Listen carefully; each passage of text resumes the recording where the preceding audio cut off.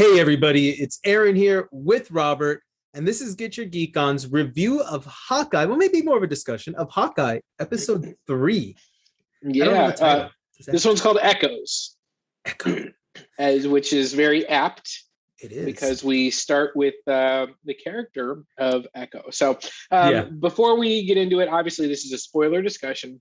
Very much so. We're just going to talk about the episode, things we like, things we didn't like, maybe do some speculation.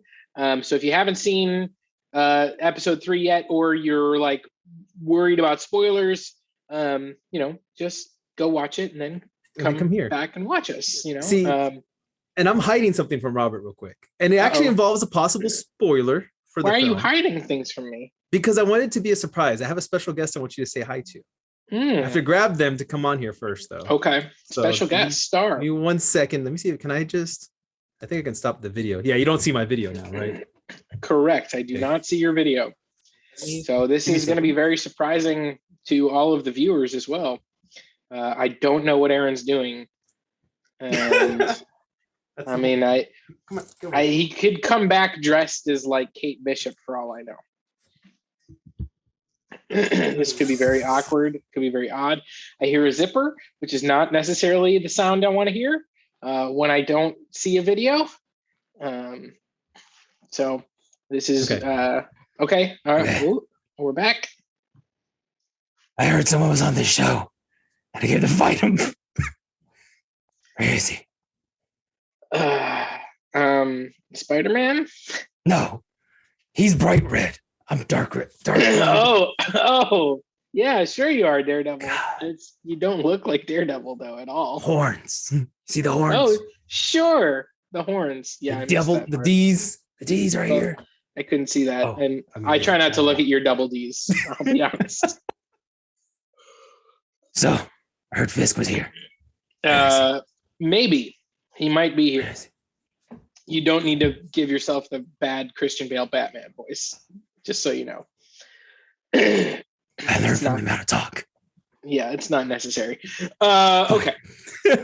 So, the major spoiler alert is that possibly it seems very likely that Wilson Fisk is going to be making an appearance either in this show or in the Echo spinoff show.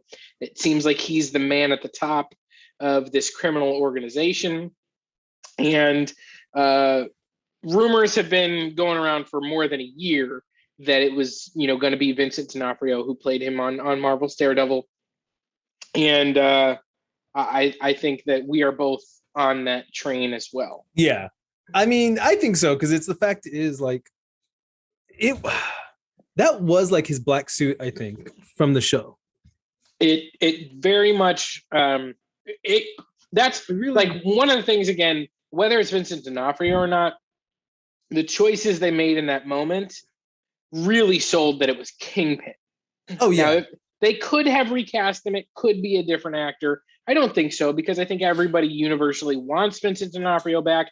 He's talked about wanting to come back. I think that there's really no reason for Marvel not to do it. And so it seems like, why would it not be him? Exactly. But it could be someone else. But either way, I think it's 100% Kingpin and 99.9% Vincent D'Onofrio. That's those are my percentages that I'm putting on it. And then on top of that, and this is where like really deep speculation, all that come from. He did post a picture that day at like a Christmas thing, I think in Disney or something. And people are like, is this his like hint? Because he put nothing to it. It's just a picture of him in like his mask, that he's wearing, a black mask. And he's just out at Christmas. Didn't put, he's the Gotham villain Black Mask. I had no idea. Yes, he's the real Black Mask. But yeah, I mean, I was excited to see that. And I mean, I don't know, that could be nothing. I really think it is. I think it's just he likes to just poke the bear, probably. Because I would do that. Whether the tweet is anything or not, I think just based on watching the episode, the brief glimpse we see of Uncle, who's gonna take care of you, and we just kind of see a little bit of his suit jacket. Looks like he's wearing cufflinks. And I swear looks like he's a big guy. And yes, I heard that as well. And again, looking at Echo, her comics origin is very tied in with Kingpin. Yeah. She's kind of raised by him after he actually has her father murdered, but she doesn't know that, and finds out much later. So I think that again, all signs are pointing to it being Kingpin. The way they're describing this crime boss, it all sounds like it could be Kingpin. So I'm very much, whether I don't know if we'll see him on this series. I think so. I think so.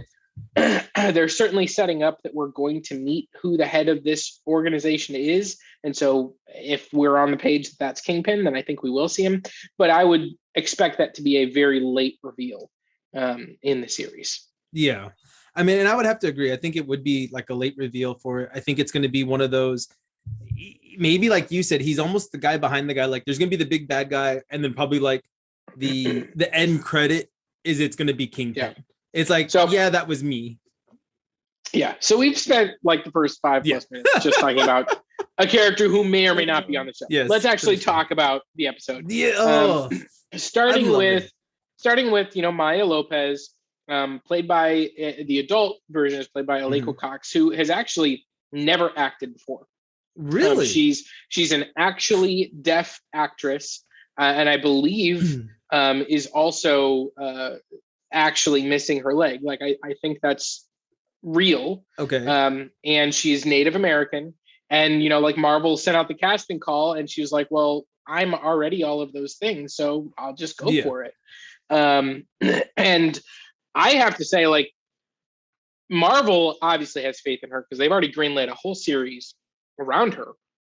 And just from this episode, I was blown away. Like, I thought she is fantastic. Like, she's just bringing it. She really was. And the action scenes were awesome with her. All of the kind of back and forth with her and Hawkeye was just a lot of fun.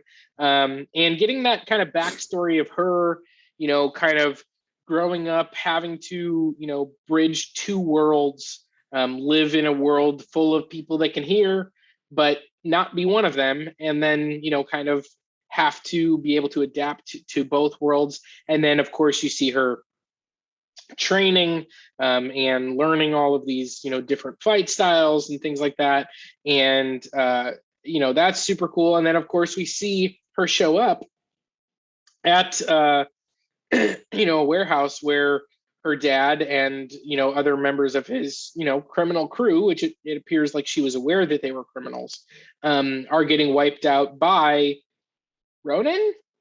Or is it? I mean, this is my first question for you, is because in the comics, again, she was kind of manipulated, and her father was killed by Wilson Fisk, and Wilson Fisk has been known to dress up people as heroes or whatever, and have them do things to kind of, so there's things leaning both ways, because later on when Hawkeye is talking to Kate Bishop, he does mention that Ronan hit the Tracksuit Mafia leadership.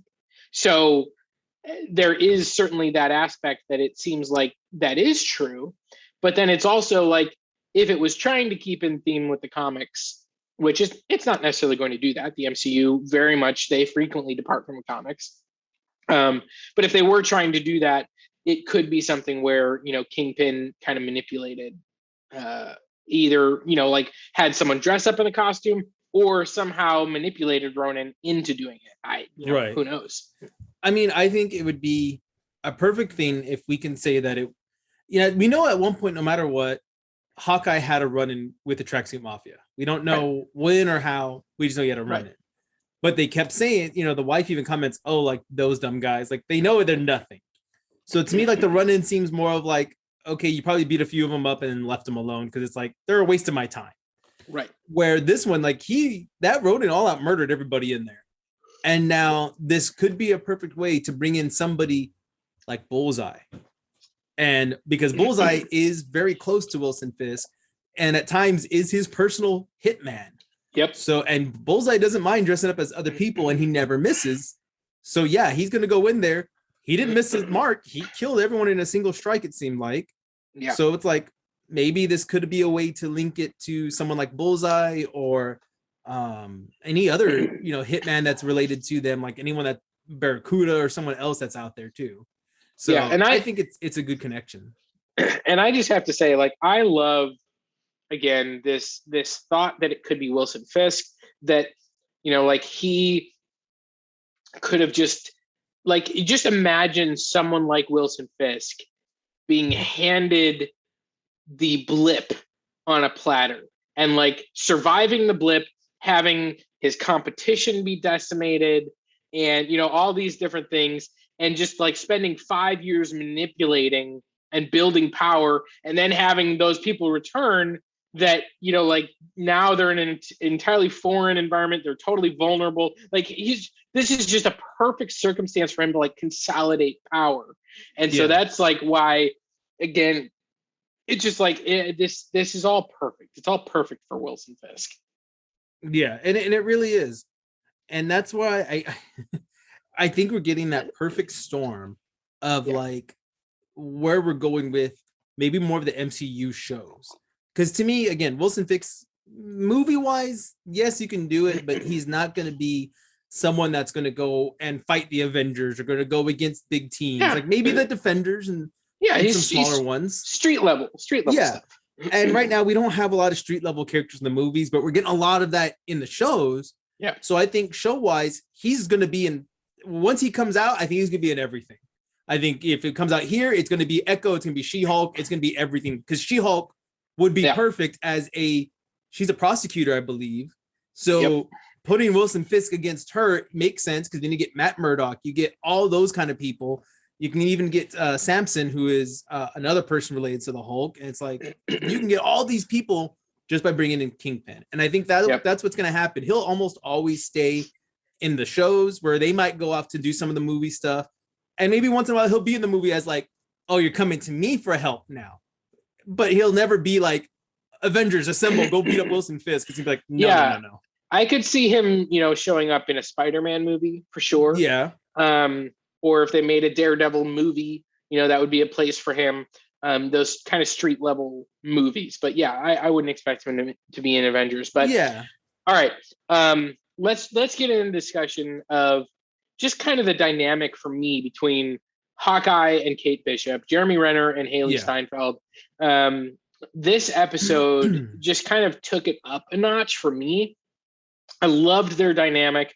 I loved, like, once he lost his hearing aid and they were kind of like, they were in the car and like they would both say the same thing at different times, or like I appreciated that they,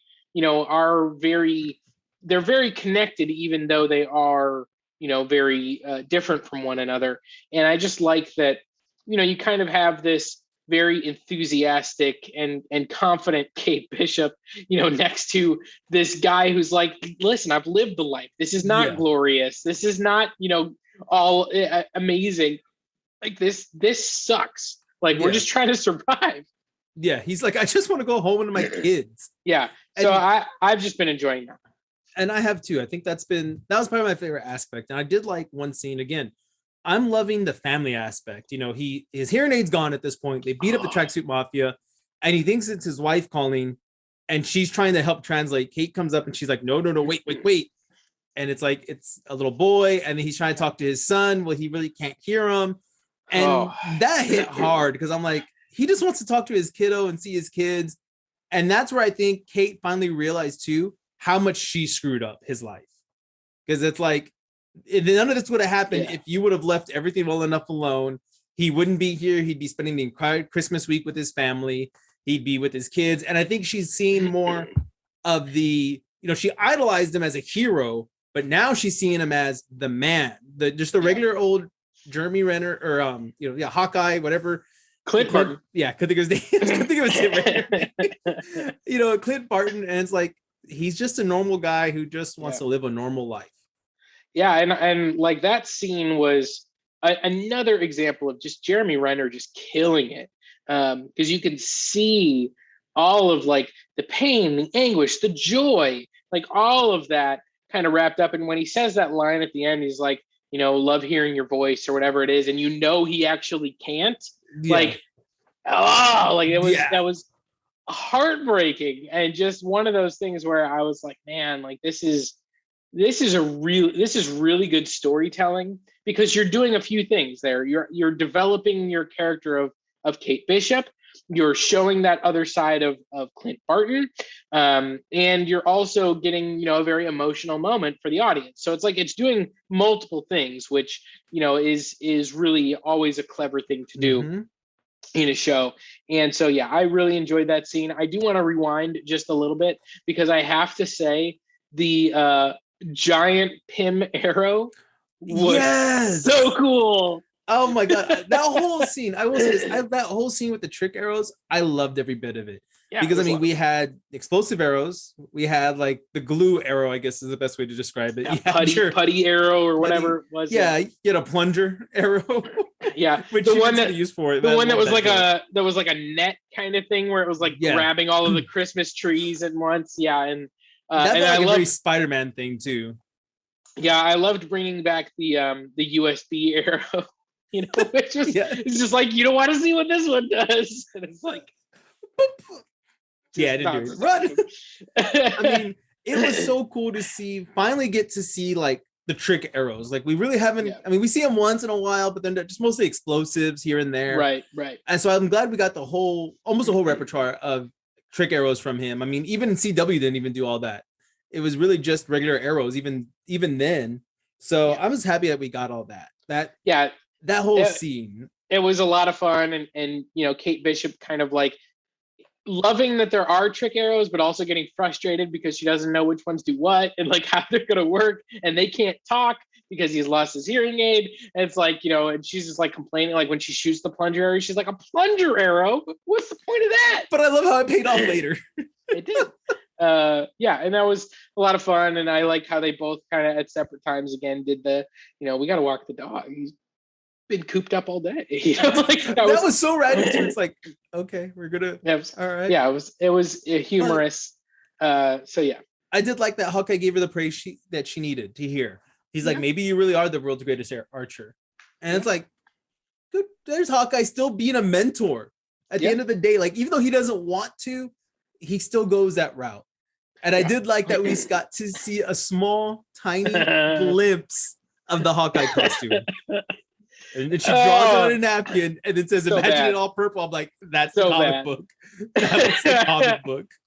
It's so bad. And I love Clint is like, there is no way I would wear that. Divorce me. Yeah. That was a lot of fun. And then, like the episode ends as they're trying to get a little bit more information. They break into Kate Bishop's, her mom's like penthouse. They have a little back and forth about, how she obviously grew up very rich. And I think Hawkeye even makes a joke. He's like, I'm in the wrong business. And that, that's fun. And then episode ends on a cliffhanger with, Hawkeye basically at the mercy of Jack Duquesne holding the Ronin sword. The swordsman holding the Ronin sword. And I think we're going to pick right up from that. And so we're going to find out right away in episode 4, do these two know each other? Now, here's the thing. We talked about, it's one a little conspiracy. We talked about how Wilson Fisk uses people to be superheroes. What's if it was swordsman that killed everybody? I mean, that's an easy way to bring in everybody together. He hired swordsman, dress up as this guy, go kill him. And maybe that's why swordsman wants to get the real stuff now. Maybe that was one he lost or something, or I don't know. Yeah, I mean, it certainly could be. I mean, obviously, we've seen him fight very briefly with swords, and we know that he's very capable of that. So that certainly could have been him. Either way, we're halfway through the series, and it's been so much fun. I just have to say, like, I am really enjoying this series way more than I thought I would. I'm loving the dynamic between, again, Jeremy Renner and Haley Steinfeld. The tracksuit mafia has been so much fun. I love that their front company is like Trust a Bro moving company. I'm like, oh my God, this is so fantastic. Like, I love it.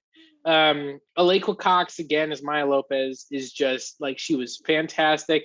And her right-hand man, is another like comics character like called the Clown or something like that. Yeah. So it'll be interesting to see if we get him in costume at all, or we get more of that character in this series, or if we hold on to that for like maybe the Echo series.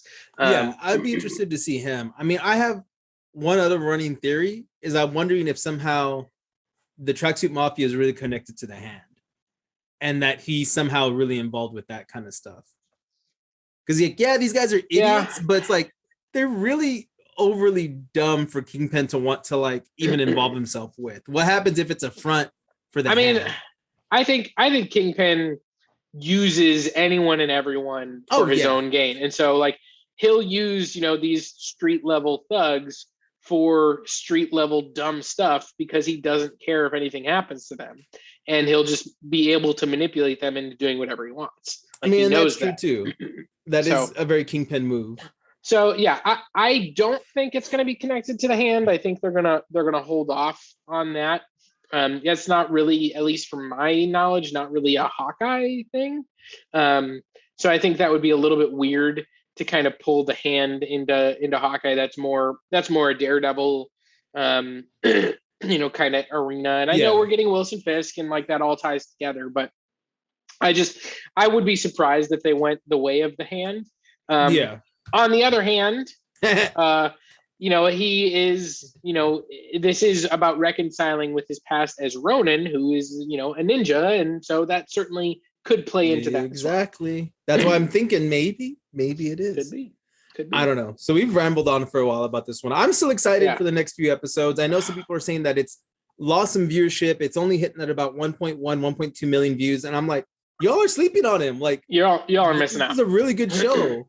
So what I'm thinking, it's gonna be one of those back burners. Like it's gonna have the full season and people are gonna binge it because it's gonna get that word of mouth. Like, oh, this is what happened. Like it's gonna keep building up. So don't sleep on this if you wanted to. I hope you're not. Well, and if Vincent D'Onofrio shows up in this series, that's gonna get a lot of people on board. Oh yeah, people are gonna binge. People are gonna be like, wait, what? So yeah, I think it's